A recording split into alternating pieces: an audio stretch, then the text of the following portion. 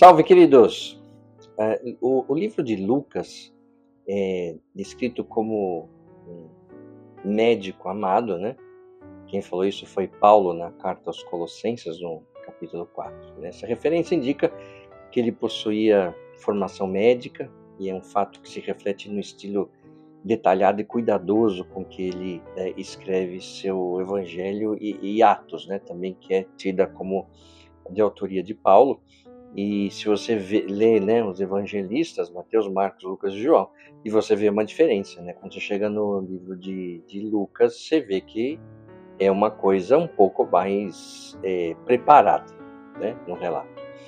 E ele é frequentemente associado à profissão médica, e é por isso que é considerado como o patrono dos médicos e profissionais de saúde na tradição cristã, né? O Evangelho de Lucas é uma obra profunda e inspiradora, que ocupa um lugar especial no Novo Testamento, né? Ele, então, né, tido como escrito por Lucas, né, um médico, e foi também companheiro do apóstolo Paulo, e o texto, né, do livro se destaca por sua narrativa detalhada, investigativa sobre a vida, o ministério, a morte e a ressurreição de Jesus Cristo. Tem muita ênfase, né, na compaixão de Jesus pelos marginalizados, na universalidade da mensagem do Evangelho e na ação do Espírito Santo. O Lucas ele oferece uma visão abrangente e única sobre os ensinamentos de Cristo, né? E o vídeo de hoje ele explora os principais aprendizados e reflexões que podemos extrair do Evangelho de Lucas, estruturado em torno de temas centrais. O primeiro tema é a universalidade da salvação. Desde o início do Evangelho, o Lucas deixa claro que a salvação trazida por Jesus é para todas as pessoas, independentemente de sua origem, status social ou gênero. E aí você pode pensar, mas isso é óbvio. É óbvio para os dias de hoje, né? Na época não era nada óbvio. Como assim? Todo mundo pode ser salvo? Sim. Mas ele não está aqui, ele não ora com a gente. Não, mas todo mundo pode ser. Então era uma coisa muito, muito diferente. Hoje, como dizem, né, quebrando os paradigmas da sociedade na época. Então, diferentemente de Mateus, que começa com Abraão, Lucas traça a linhagem de Jesus até Adão. Então, o ensaio de Jesus vai subindo, né? O Adão, né, o pai de toda a humanidade, isso está no capítulo 3 de Lucas, e isso simboliza que Jesus é o salvador de toda a raça humana, não apenas dos judeus, e isso é trazido também por Paulo, né, na carta de Paulo aos Romanos, onde ele fala que a humanidade caiu por Adão e foi resgatada por Jesus. No vídeo de Paulo eu trato disso. Então, e Lucas ele destaca a atenção de Jesus aos pobres, estrangeiros, mulheres e pecadores, né? Mostrando que o evangelho é inclusivo.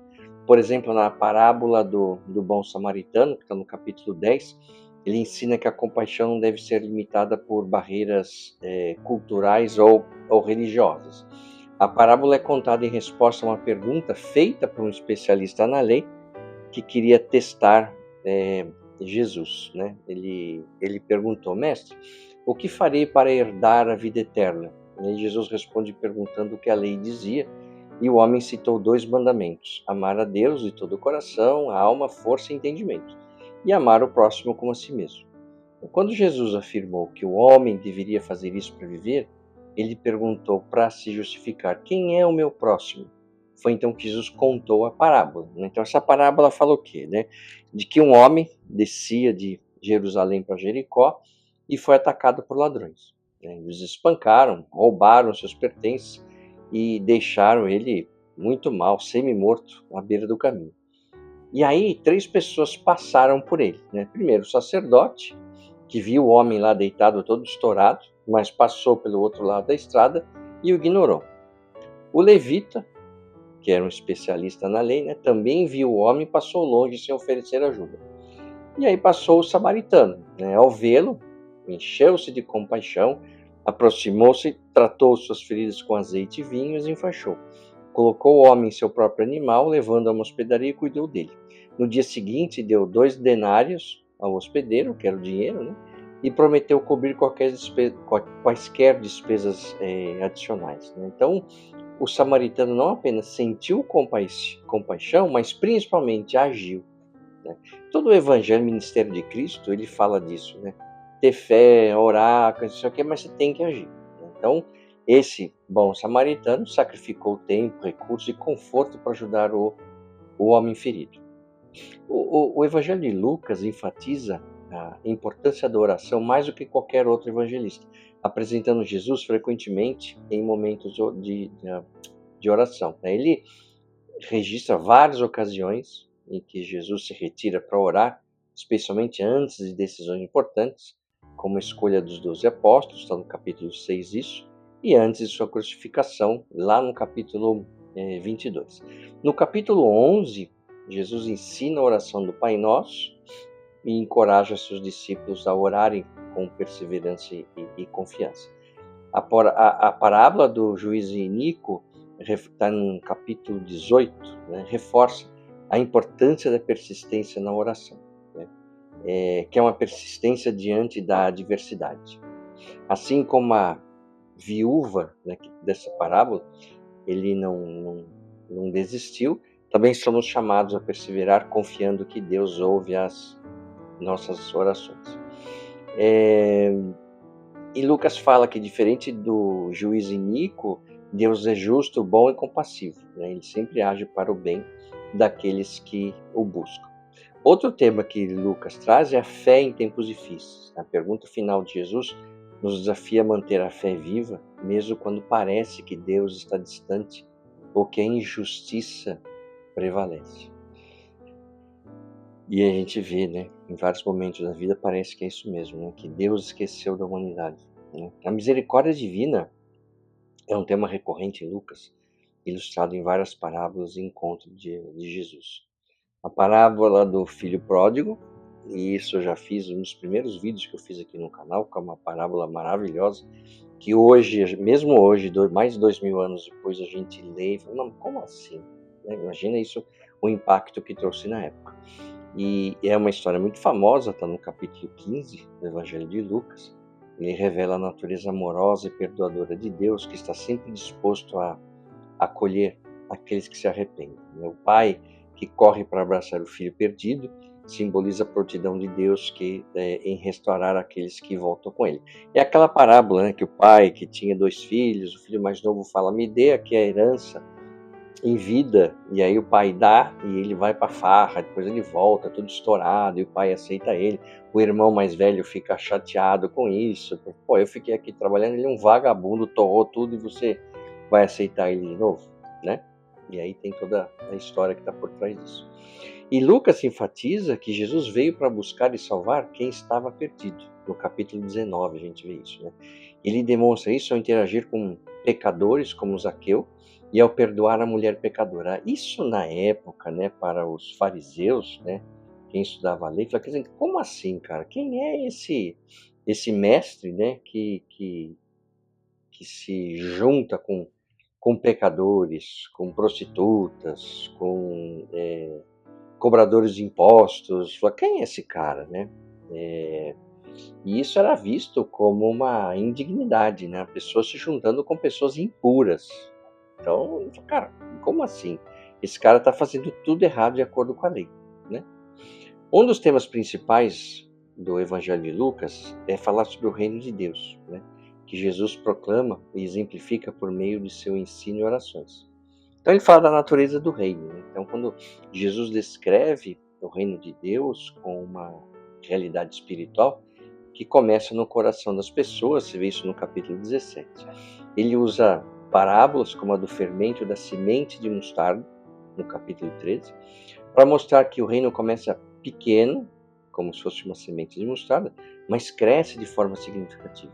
Então a semente de mostarda, ela é extremamente pequena, mas ao crescer pode atingir uma altura significativa, né? Imagina um arbusto de quase uma árvore, né? 2 a 3 metros ou até mais, dependendo da espécie. E essa característica ilustra um contraste entre a insignificância inicial e a grandeza final, né? Então é uma parábola que ele faz uma analogia, né? Falou, pô, o reino de Deus é pequenininho, não tem relevância, mas depois no final ele cresce e fica bem grande, assim como a semente de mostarda. Então essa parábola é um poderoso lembrete de que o reino de Deus não deve ser julgado pelas suas aparências iniciais, como se fosse o grão de mostarda. Por quê? Porque Deus age através do pequeno e do humilde, trazendo um impacto transformador ao longo do tempo.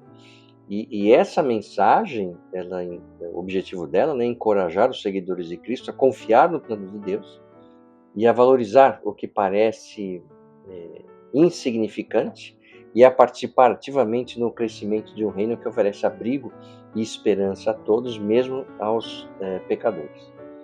E Lucas destaca, então, o reino de Deus, né, como o reino de Deus desafia os valores humanos, exaltando os humildes e derrubando os orgulhosos. Então, é assim, no ministério de Jesus, né, ele sempre faz essa comparação, fala, cara, o reino dos homens é uma coisa, o reino de Deus funciona de forma diferente. Então, o reino dos homens, ele supervaloriza os poderosos, não sei o quê, e o reino de Deus é justamente o contrário, né?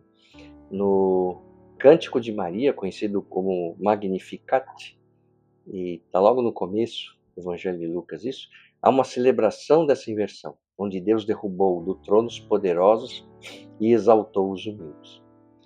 E ele apresenta, né, um forte apelo ao discipulado, enfatizando o custo e a dedicação necessária para seguir Jesus, que ele fala o seguinte no capítulo 9, né? Ele fala, Jesus diz, negue a si mesmo. O que é isso aqui? Né? Se alguém quer vir após mim, negue-se a si mesmo. Né? Tome cada dia a sua cruz e siga-me. Essa instrução acaba destacando o compromisso diário e a disposição de sacrificar confortos pessoais para viver a obediência a Deus. O que ele está falando disso? A renúncia de bens materiais. Então Lucas ele relata que Jesus desafia os discípulos a não dependerem de riquezas terrenas, como no caso do jovem rico, mas é uma história bem conhecida também, então no capítulo 18, né, onde o jovem rico ouve Jesus e fala assim, chega para ele e fala, pô, gostei muito do que você falou, tal, como é que eu faço para te seguir? E aí Jesus fala, pegue tudo que você tem, doe aos pobres e me siga. E aí o cara acaba desistindo, é daí que vem aquela história que falam que é mais fácil, né? Que Jesus falou, um camelo passar pelo buraco da fechadura do que um rico entrar no reino do céu. E aí tem inúmeras explicações, porque não era o buraco de uma agulha de costurar, era aquela entrada na igreja que é pequenininha, tá, um camelo cheio de coisa não passaria, enfim, tem várias, né, discussões sobre isso, que eu não vou entrar aqui agora, porque o nosso foco é outro, né? Tem também a parábola do rico insensato, no capítulo 12, né? E ele alerta para a ganância e a confiança nos bens materiais. Então, o Evangelho de Lucas ele é marcado por uma nota de alegria e celebração que permeia toda a narrativa. Primeiro, a alegria do nascimento de Jesus, quando os anjos proclamam grande alegria pelo nascimento de Cristo, no capítulo 2, isso está lá, mostrando que sua vinda traz esperança e redenção para o mundo. E a alegria no arrependimento, lá no capítulo 15, né? Quando ele fala que Jesus descreve como há alegria no céu quando um pecador se arrepende. A figura do pastor que encontra a ovelha perdida e celebra com seus amigos, isso reflete então o prazer de Deus em salvar os perdidos. Lucas também enfatiza o papel do Espírito Santo no ministério de Jesus na vida dos crentes, isso principalmente não só no Evangelho de Lucas, mas no livro de Atos, né, que, como eu falei, provavelmente foi escrito por Lucas também, onde conta a história depois que Jesus foi crucificado e tal. O que acontece, né, na vida dos apóstolos, as viagens de Paulo. Então é um livro muito legal de ler, o livro dos Atos dos Apóstolos, né? Então ele fala sobre o papel do Espírito Santo, desde a concepção e ministério de Jesus.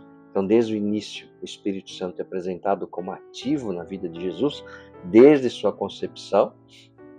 Logo no capítulo 1, Lucas fala disso, até seu batismo, né? A hora que aparece a pomba lá e tal, e a tentação no deserto, onde o Satanás tenta, né, Jesus no deserto por 40 dias. Eu já falei aqui que o que tem de 40 dias, né, o número 40 na Bíblia é impressionante. Né? Várias coisas, né? É relatado como a duração de 40 dias. Promessa do Espírito Santo, então no final do Evangelho, Jesus promete que seus discípulos seriam revestidos com o poder do Espírito Santo.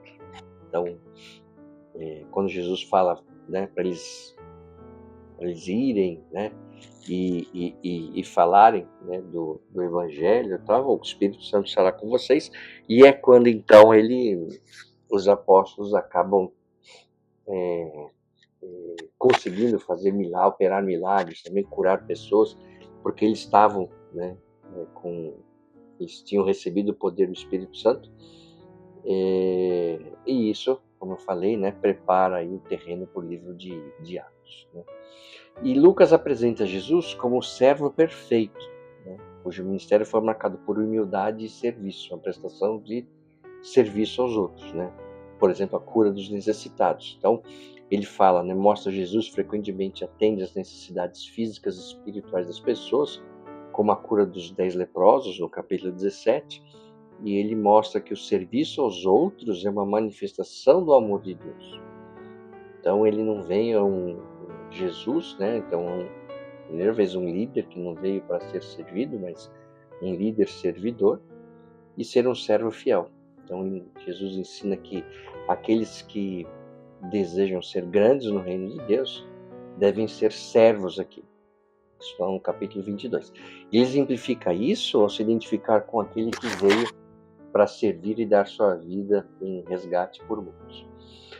O Evangelho de Lucas também traz uma visão detalhada e bem sensível sobre o sofrimento e a crucificação de Jesus, destacando sua compaixão, mesmo nos momentos finais, quando Lucas registra que Jesus já estava preso na cruz, né? E ele orou dizendo, Pai, falando para Deus, né? Perdoa-lhes, porque não sabem o que fazem. Então o cara foi injustiçado, condenado, uma sacanagem tremenda. Tá lá na cruz pregado e ainda ele pede que Deus perdoe seus algozes, né? E isso reflete o quê? O amor incondicional de Cristo, mesmo diante daqueles que injustamente o condenaram. Também tem a história do ladrão arrependido, né? A resposta de Jesus ao ladrão que se arrepende, no capítulo 23. E isso revela que a salvação está disponível para todos que colocam sua fé nele, mesmo nos últimos momentos de vida. Então, enquanto um deles zomba de Jesus, né, um dos ladrões, o outro arrependido reconhece a sua própria culpa e a inocência de Jesus. E ele diz assim, né, você estará comigo no paraíso. Jesus enfatiza que o maior prêmio da salvação não é apenas o livramento da condenação, mas a presença eterna com ele. A resposta de cada ladrão acaba refletindo as opções que todos têm diante de Jesus, que é rejeitá-lo ou reconhecê-lo como Senhor. Jesus não obriga ninguém a reconhecer a nada, ele deixa isso para as pessoas, enfatizando que somente o arrependimento e a fé levam à salvação.